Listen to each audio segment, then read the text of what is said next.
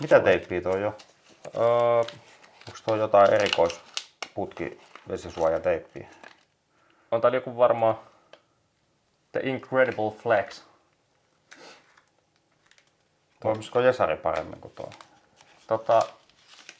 Naapuri teippasi työtoppatakkiinsa, kun siihen tuli reikä.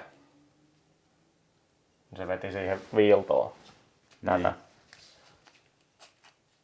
Ja se on pysynyt niin kuin monta talvea ja monta vuotta ja monta pesua siinä, niin kyllä tää kestää.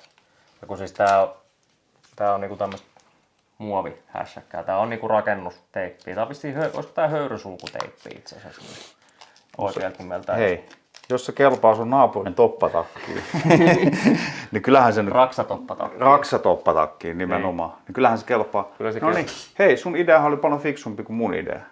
Yleensä.